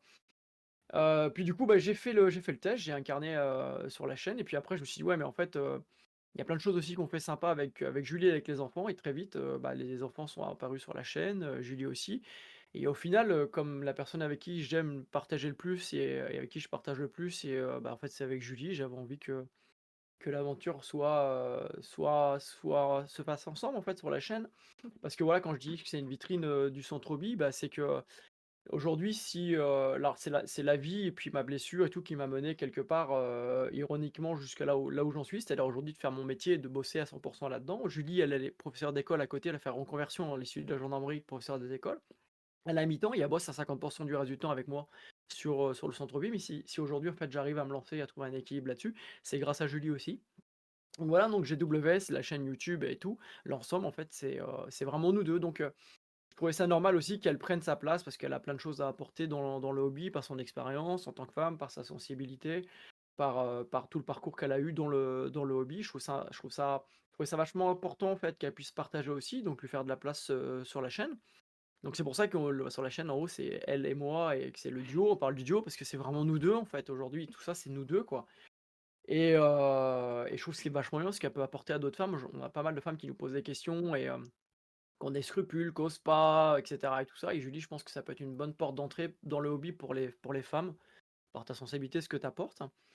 Donc voilà, de fil en aiguille, donc c'était moi au départ, ensuite c'était moi que mes mains, après c'était moi et mon visage, ensuite c'était les enfants, mon épouse et moi. Et puis après, on a pas mal de joueurs, on a pas mal de gens, des gens qui viennent nous rencontrer, qui viennent de loin, comme toi notamment, qui sont intéressés par ce qu'on fait parce qu'effectivement on est dans du multijeu, on n'est pas fermé nous Warhammer. Bah, en fait, voilà, je vais être vulgaire pour le coup, mais en fait, on en a rien à foutre d'avoir 100 000 abonnés et de gagner 3 ronds, 3 francs 6 sous par la chaîne. La chaîne, elle sera bénévole, elle restera toujours bénévole. Elle est même pas monétisée de notre fait pour l'instant. On pourrait largement, hein, on pourrait largement le faire là. Mais on l'a pas fait. Est-ce qu'on le fera?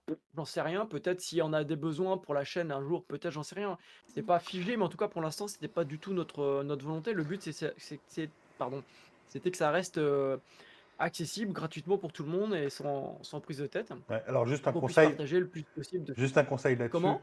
juste un conseil sur la monétisation. En fait, il faut la monétiser parce que de toute façon, YouTube va mettre des pubs de quoi qu'il arrive. Donc autant que tu en récupères une partie.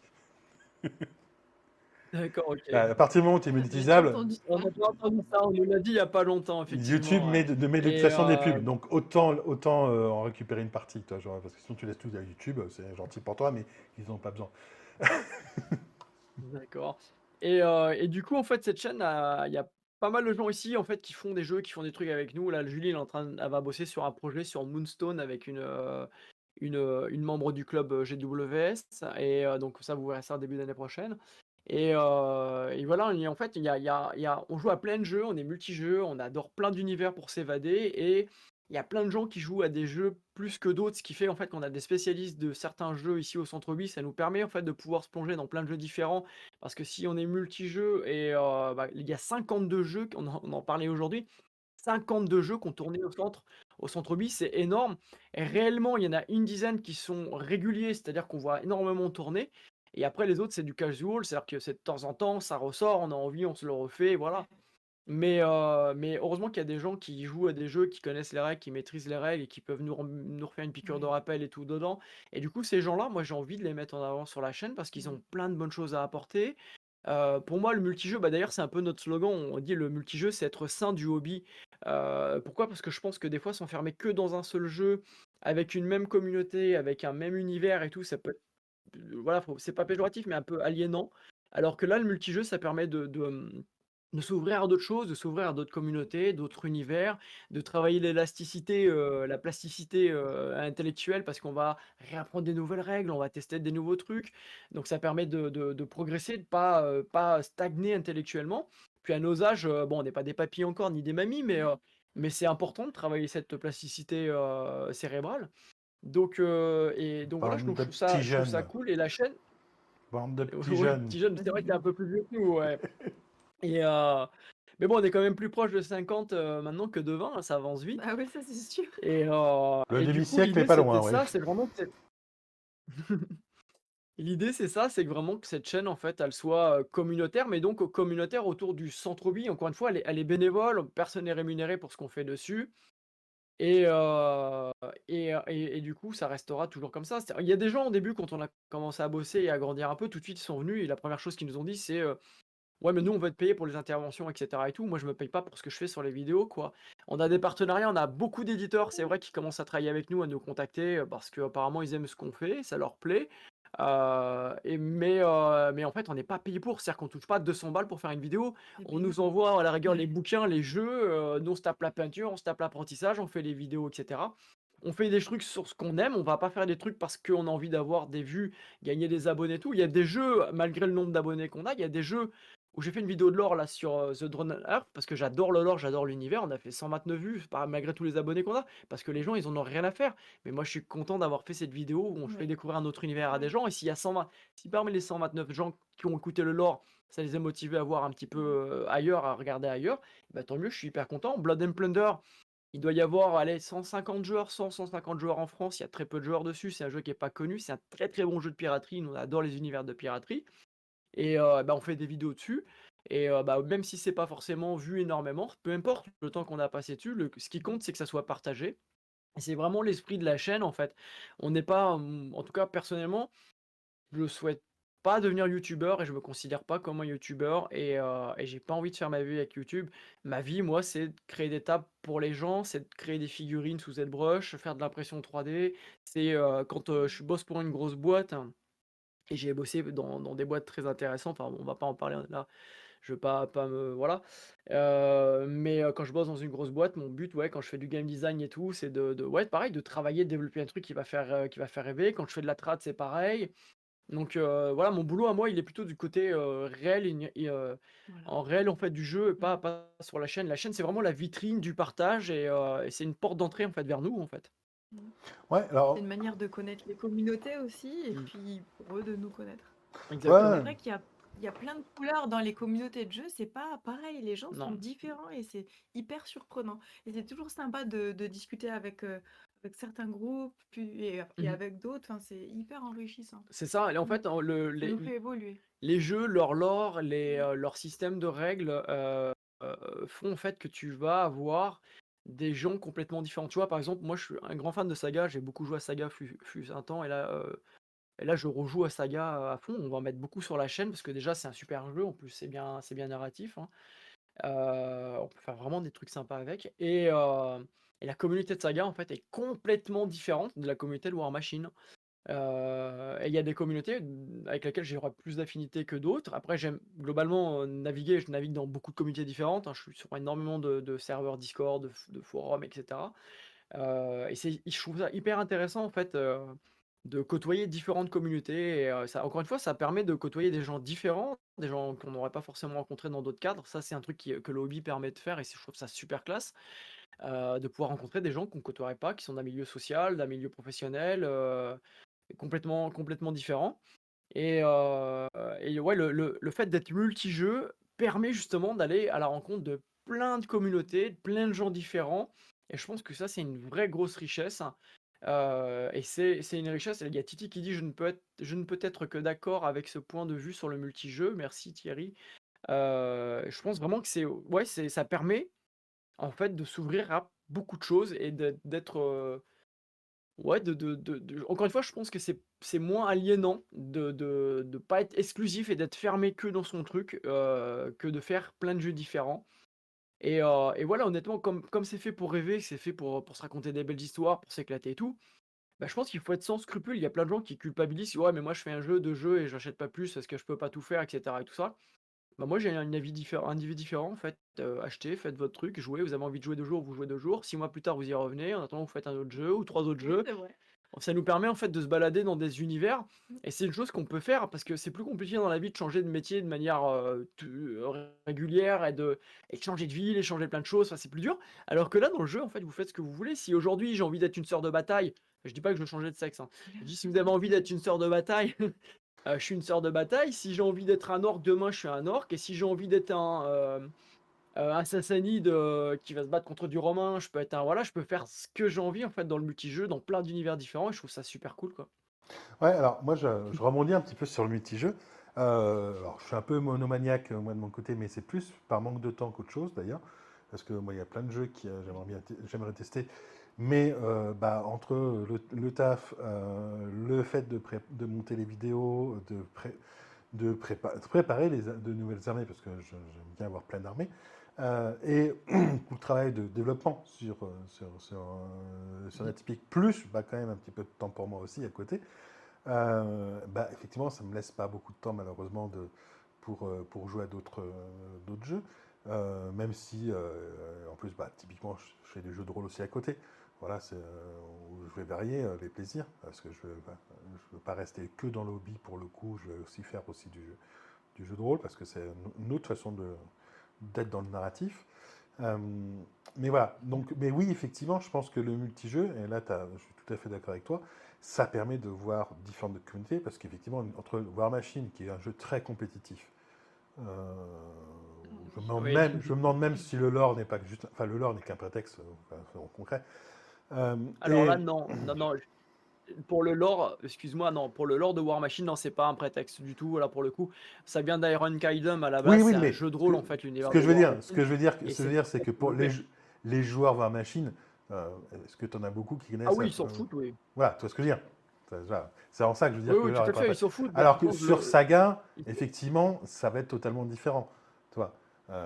Sur Saga, déjà, tu es sur de l'historique, donc tu as des gens qui sont très culturellement soucieux en fait de l'histoire, qui sont très soucieux des types d'uniformes, etc. Moins pointilleux que dans la reconstitution historique classique, genre quand les jeux napoléoniens, etc. et tout, comme certains collègues que j'ai eu faisaient. Mais il y a ce souci en fait ouais, de l'histoire, de l'historique, de la que ce que les Anglais appellent accurate, c'est-à-dire cette précision en fait. Donc forcément, tu vas vraiment bien te plonger dans l'histoire en fait, dans le lore. Mm. Oui, voilà, mais effectivement, entre un jeu narratif et un jeu compétitif, bah, fatalement, tu ne vas pas retrouver les mêmes profils de gens. Même dans Non, pas du 40K, tout. 40K qui se prête aussi bien au narratif que compétitif, bah, tu retrouves quand même plein de profils différents. Bon, d'autant plus que enfin, elles sont concrets, hein, ça reste le jeu du hobby, quoi. Hein, c'est la machine de guerre du hobby. Donc fatalement, là, tu retrouves encore plus de profils différents. Mais oui, effectivement, le fait de voir différents profils, ça peut être intéressant. De voir différents mécanismes, ça peut être intéressant. Nous, je sais que dans l'équipe de NetEpic, on est très attentif à ce qui se fait ailleurs, parce qu'on se dit que bah, y a des bonnes idées, on peut les prendre ailleurs. Notre objectif, c'est de faire évoluer le jeu, voilà, de faire en sorte qu'il apporte la meilleure expérience possible pour les joueurs. Et bah, on est concret, hein, on n'a pas la science infuse. Il y a de très bonnes idées à prendre à gauche, à droite. On va les prendre. Hein, voilà. Si les gens veulent prendre nos idées, je pense un petit peu à les gens en Paradis, ils peuvent se le faire. Voilà. Il n'y a pas de souci là-dessus. Non, mais franchement, on est les premiers à piquer des idées aux autres. Donc on ne va pas non plus reprocher aux autres de piquer nos idées. Bah, au contraire, allez-y. Pour moi, c'est ça. Enfin, c'est enrichissons-nous les uns les autres, quoi. De toute façon, personne n'invente quoi que ce soit. Donc voilà, c'est juste de l'adaptation. Mais oui, donc.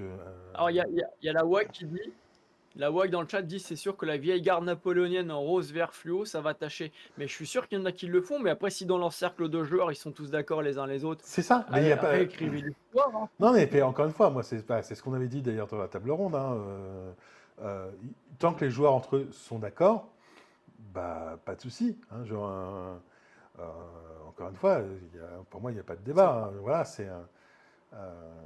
soyez d'accord entre vous, c'est la seule chose qui compte. Tant que vous vous amusez, bah, c'est la seule chose qui compte. Voilà, c'est le plaisir que prennent les gens. Mais effectivement, moi, ce que j'aime justement sur la chaîne YouTube, c'est de pouvoir découvrir votre chaîne YouTube, c'est de pouvoir découvrir des jeux. Toi. Je ne savais pas qu'il y avait un jeu de filles sur Halo avant de Ah avant de oui, voir tes très vidéos, bon toi. jeu. Ah, mais toi, mais en même temps, il y a tellement, c'est un truc qui est très vaste. Voilà, et, donc, Ouais, ce qui est drôle, c'est qu'Halo, ça m'a attiré énormément d'abonnés parce que en fait, c'est une grosse licence. oui, Et du coup, on a été boosté grâce à Halo. Et ça, c'est fort à Juliette. Je te vois bailler, t'es Oui, fatigué. bah, On a c'est une pas longue, on a grave. une longue journée et on a une nuit petite courte. bah, C'est ça, quand on a le petit dernier, le petit de 3 ans, il nous appelle encore la nuit, quoi. Et donc, du coup, Halo, ouais, c'est vraiment. Déjà, le jeu est génial. Et en plus, bon, c'est sur un moteur que j'adore, qui est un moteur de Dead Zone. Et le jeu, pour le coup, est ultra. Alors là, tu vois, c'est vraiment, je fais une infidélité au narratif parce que pour moi, c'est pas du tout un jeu narratif, mais c'est un jeu qui est vraiment taillé pour la compétition, qui est ultra compétitif. Et c'est ce qui m'a botté dedans, c'est-à-dire, tu poses le truc, tu joues direct, tu t'affrontes. C'est très carré au niveau des règles, c'est explosif. Et j'ai adoré Halo. C'est vraiment pour moi une belle découverte. C'est pour ça que j'en fais pas mal sur la chaîne. Et il y en a d'autres. Il y a un gros rapport de bataille qui va arriver dans peu de temps. Hmm. Voilà.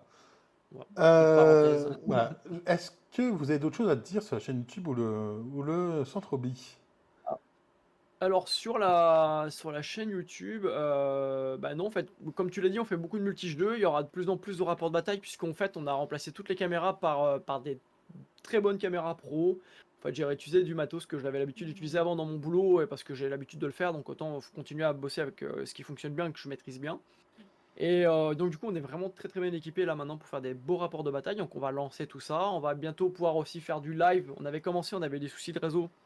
Dans peu de temps, on va être équipé pour avoir un meilleur réseau et du coup faire des lives aussi, bah, histoire de partager davantage avec les gens parce qu'on aime bien liver, c'est cool en fait de pouvoir partager en direct avec vous quoi. Hmm. Et, euh, et quoi dire sur la chaîne? Bah voilà, l'idée c'est qu'elle reste de toute façon toujours bénévole. On a une Tipeee, mais en fait c'est pas fait pour aller dans nos poches à proprement parler. C'est vraiment fait pour autosuffire sur la chaîne. Il y en a quelques-uns qu'on donnait pendant un moment, c'était super sympa. Même voilà, ça nous permet en fait d'avoir acheté du matériel et de pouvoir continuer à faire fonctionner la chaîne tranquille sans sortir des choses de notre propre poche. Voilà, donc ça c'est plutôt cool. Et c'est pareil pour les partenariats qu'on a avec les différents éditeurs, notamment Figurine et Hobby. En fait, ça permet ce qu'on retouche les 5% des commandes sur les gens. En fait, ça nous permet nous d'acheter du matériel, cas échéant, là, une caméra ou autre, pour pouvoir développer cette chaîne et partager encore plus avec les gens, quoi. Mais vraiment, l'idée, c'est pas d'être youtubeur, en fait. Moi, je laisse ça aux autres. S'il y en a qui le veulent, ils le prennent. Nous, c'est vraiment une vitrine et c'est de s'éclater, de partager avec les gens. Mon corps de boulot à moi, c'est voilà, c'est le freelance que je fais dans le monde du jeu, que ce soit en modélisme, que ce soit en traduction, en game design ou autre. Et le centre hobby, c'est là où je m'éclate, en fait. C'est là vraiment mon truc.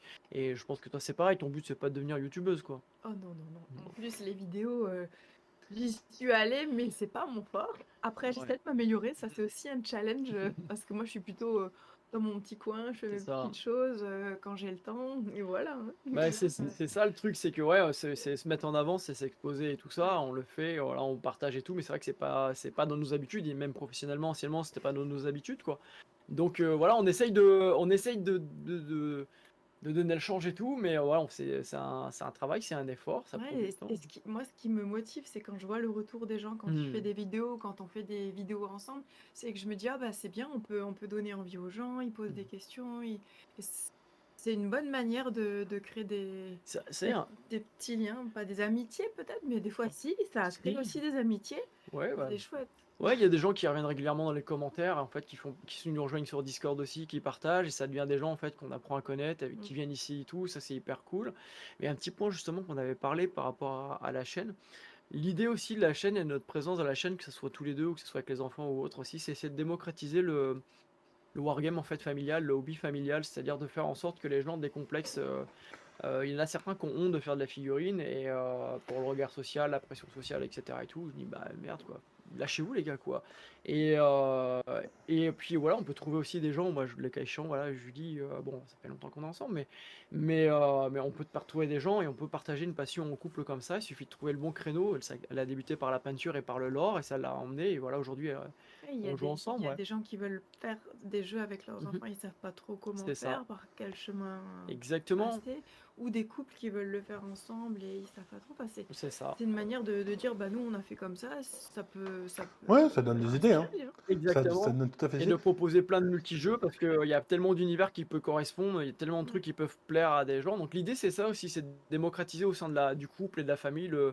le hobby, et faire en sorte que voilà, que les gens osent se lancer et osent faire en fait, osent y aller quoi. Et voilà, Ça fait un Ouais. petit catalogue parce qu'il n'y a pas tous les jeux qui vont être possibles pour la famille. Les enfants, c'est il faut ça. quand même des jeux Mm. qui soient plus faciles, plus simples, plus rapides peut-être, Mhm. ou des armées moins conséquentes Mhm. pour qu'ils puissent quand même le faire eux-mêmes et puis en mettre sur la table.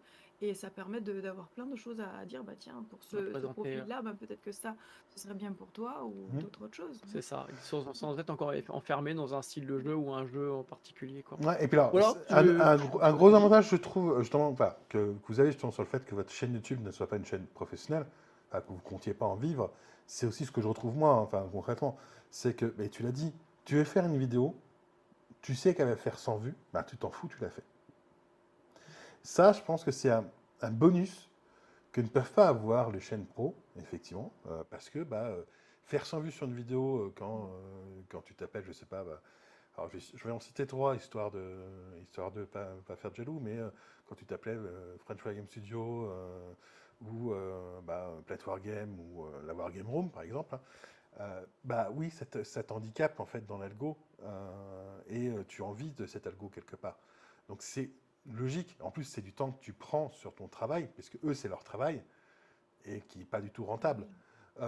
Nous, c'est un bonus, que ce soit vous ou moi, c'est vraiment un bonus de notre chaîne YouTube. C'est pas ce qui.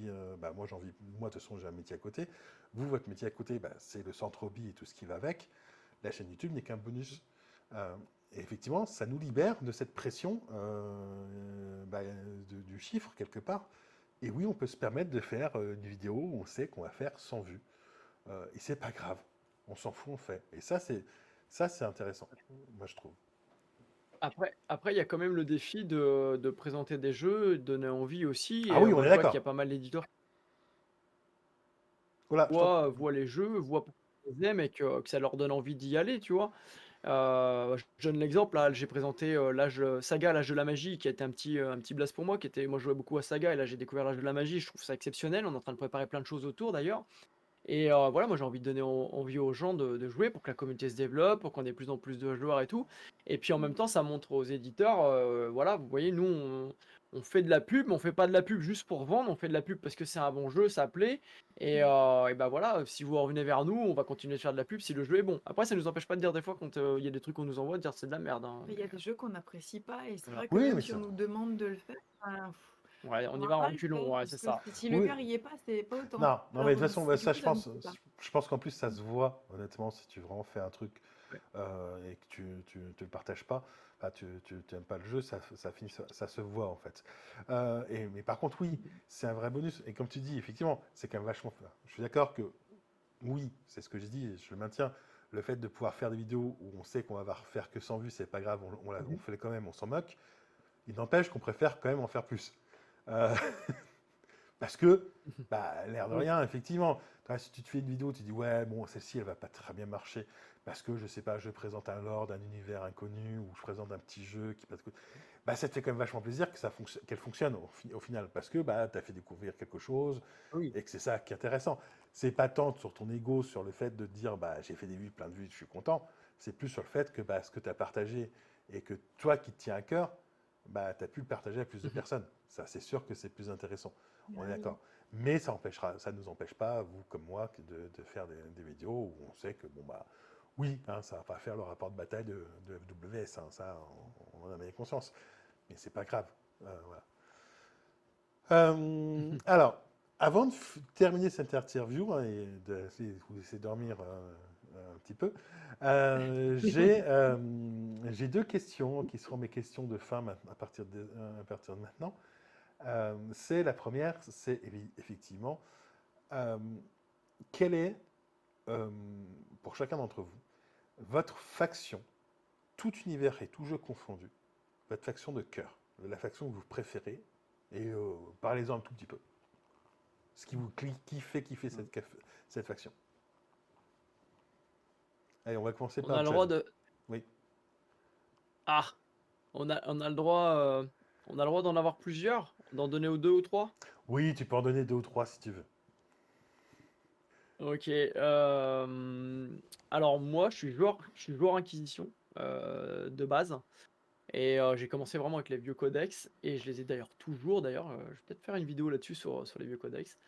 Et du coup, moi, j'ai toujours kiffé l'Inquisition, et donc en fait, les trois branches de l'Inquisition, c'est-à-dire l'Ordo Xenos, Malleus et du coup chasseur de sorcières. Donc avec la branche sort de bataille, chevalier gris, j'adore les chevaliers gris, ça c'est un truc que je kiffe énormément. D'ailleurs j'en ai toute une collection en A18, Joy Toy et autres. Et je pense vraiment en fait dans l'univers de Warhammer 40 000, c'est vraiment ma faction de cœur que j'adore. Franchement je m'y retrouve énormément, notamment dans les chevaliers gris, l'esprit et ce qu'ils incarnent. D'ailleurs un petit truc c'est que moi je suis incapable de jouer démon, je ne peux pas jouer démon. Et voilà, le côté chevalier, chasseur de démons, c'est vraiment mon truc, c'est vraiment mon gros kiff. Et je monte plein de figurines de l'Inquisition par pure collection.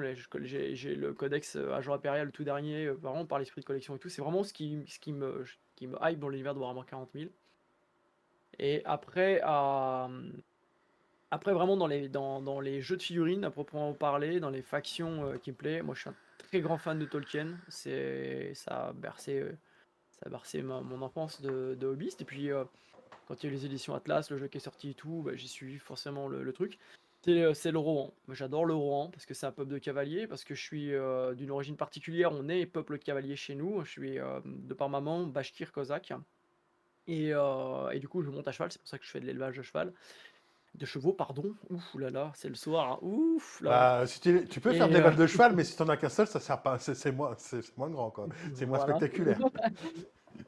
Bah, t'as vu un peu tout ce qu'on a chez nous. Et du coup, en fait, le Rohan, en fait, c'est tout con. Mais la toute première armée, moi, j'ai eu au Seigneur des Anneaux, c'était les Gobelins de la Moria que j'avais eu dans une boîte. Et quand j'avais découvert les figurines du Rohan et tout, puis que j'avais vu les films, parce que j'avais lu les livres, mais ça, j'imaginais, mais j'imaginais pas autant en fait qu'en voyant les films. Les films, c'était un blast, quoi qu'on en dise, quelle que soit l'écriture, la manière dont c'était redécoupé au niveau du scénario, etc. Bref, moi, je trouvais que c'est une grande œuvre. C'est d'ailleurs le film que j'arrive à toujours regarder et jamais m'en lasser. Et je dois l'avoir vu, sans exagérer, peut-être une centaine de fois. Mais sérieux, hein, même les gamins, ils le regardent en ce moment. Enfin bref, c'est tout le temps, très souvent. Et c'est le Rohan, en fait. Ma faction préférée dans ça, c'est le Rohan. Et c'est une faction. Moi, j'ai un kiff et j'ai un petit rêve, en fait. C'est que j'aimerais me monter les 6000 cavaliers du Rohan. Tu sais, de la bataille du champ des Pélénors et de faire cette bataille contre les Haradrim. Enfin, faire cette bataille, en fait, contre les armées de Sauron.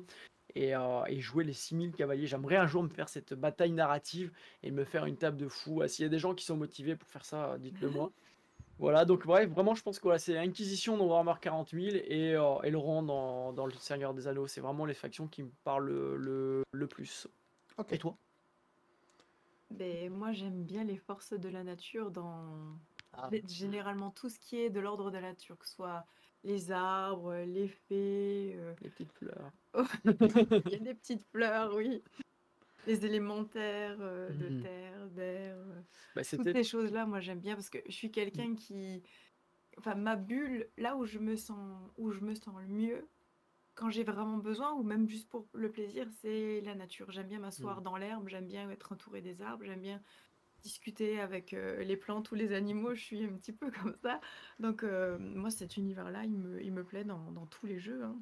Ouais, t'as fait Dans tous les Sylvanet, t'as jeux. fait des Forces de la Nature à Kings of War, tu vas faire aussi des Forces de la Nature à Saga, l'âge de la magie. Et ça, tout ce qui Euh, est elfes, bah, ouais, les elfes, ça fait partie de la nature, c'est c'est les ça. bienfaiseurs de cet environnement-là, hein. Ouais, Pour ceux que je choisis, hein, je prends pas les elfes noirs. Au Seigneur des Anneaux, c'est les Ents aussi, les hommes arbres, ouais. Voilà. Et après, toi, t'avais vachement aimé les Sœurs de Sigmar. C'est un truc qui t'avait vraiment botté en Ouais, fait, hein. ça c'est vrai, les sœurs de Sigmar, mais ça c'est Dans Mordheim. parce que c'est le côté bien, le côté foi, la lutte contre les démons. Moi non plus, je ne joue pas démons. C'est ce Ouais, c'est le côté-là. côté chevalier, mais Ouais, version femme en fait. c'est ça. Et les Sœurs de bataille, du coup, aussi, Mm, pour Warhammer 40 000, ouais. ouais. Ouais, qui sont les Sœurs de Sigmar du futur, hein, osons le dire. Mais ouais, à part ça, bah, elle aime bien tous les univers un peu féeriques. Moonstone, c'est vraiment un jeu qu'elle aime Ouais, bien, en plus, il y a des c'est petites féerique, fées. ouais. Bah, pour le dernier jeu, là, le petit jeu que tu Rumble dis, Slime. Rumble Slime, bah, c'est aussi les fées. De Titi Combat, parce qu'on va faire pas mal de Titi Combat, pareil, on est soutenu, donc On va se mettre là-dedans. on a eu pas mal de matos et on adore le jeu, et du coup on a été soutenu, et donc on va faire sur la chaîne. Il y a des faits, il y a plein de petites factions drôles. C'est vrai que globalement, toi, c'est quand même vachement tout ce qui est Mm. nature, tout ce qui est verdure, Après, petite fleur Firefest, fait. j'ai bien aimé jouer les orques. Bon, Ouais, ouais, alors le c'est paradoxe, vert. c'est ça, ouais, c'est ça. Ça doit être la couleur, peut-être parce que. Et quel est votre univers préféré? Toi d'abord, tout jeu confondu, l'univers que tu préfères de tous les jeux auxquels on joue. Ah. Ça commence à se diversifier, mais celui que je préférais, c'était celui d'Age of Sigmar. Hmm. Age of Sigmar ouais, pour Julie. Et moi, je pense honnêtement, il y a plein d'univers dans lesquels je joue. Tu vois, je fais du Star Wars Shatterpoint, je fais du 40K à notre manière. Enfin, on joue dans énormément d'univers différents, encore une fois, parce que c'est le plaisir d'aller, en fait, c'est pas tellement papillonner au sens négatif du terme, mais vraiment de se plonger dans plein d'univers pour vivre des aventures différentes. Mais je crois que l'univers en fait que je préfère, ça reste l'univers de Tolkien et du Hobbit, du Seigneur des Anneaux, du Silmarillion. Moi, c'est ces univers-là en fait qui me plaît. D'ailleurs, c'est pour ça qu'on va mettre beaucoup, beaucoup sur la chaîne, parce que ça fait tellement longtemps que je veux en mettre sur la chaîne Et bon, les systèmes de jeu sont ce qu'ils sont chez Games, mais bon, on a trouvé d'autres moyens. Et du coup, on va vous mettre du Seigneur des Anneaux parce que bon, j'adore ça. C'est aussi la raison d'être de la maison de Hobbit, en fait, de ce qu'on a fait au Oui, centre au Hobbit, en niveau des... fait. Moi, je suis, pour Le Seigneur des Anneaux, je suis encore restée au stade des films que je regarde et que j'adore. Mhm. J'ai pas encore passé le cap du jeu. Là, je suis en train de faire mon Mm. armée, mais j'ai jamais joué au jeu pour l'instant. Voilà, donc On va voir, hein. à voir. Et Encore moi, à c'est vrai, compléter. c'est ça. Moi, c'est vraiment le Seigneur des Anneaux, en fait. C'est vraiment l'univers que je préfère, en fait. Je trouve tellement énorme, tellement vaste, en fait. Tellement cohérent aussi dans ce qu'il est. Tolkien a fait un travail de fou, c'était un génie. Donc voilà, et notre centre Hobbit, la maison de Hobbit, qu'on appelle la maison de Hobbit, qui est une maison en fait bioclimatique parce qu'elle est semi-enterrée. Le fait qu'à l'intérieur on retrouve des enrochements façon mine de la Moria, qu'on a des colonnes façon hall du Rohan, ce que vous voyez en haut que Sword Camille, en fait les poteaux vont être entièrement sculptés comme dans le Rohan avec des chevaux torsadés, etc. autour.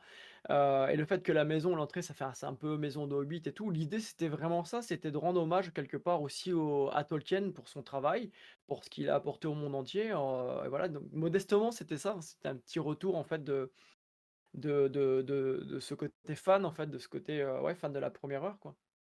Juste pour finir, moi je vous invite donc à suivre bah, John et Julie sur leur chaîne YouTube, sur le Centre Hobby. Donc tous les liens, que ce soit pour le Centre Hobby et la chaîne YouTube, seront en description de la vidéo YouTube. Donc n'hésitez vraiment pas à les voir, que ce soit physiquement ou sur leur chaîne YouTube.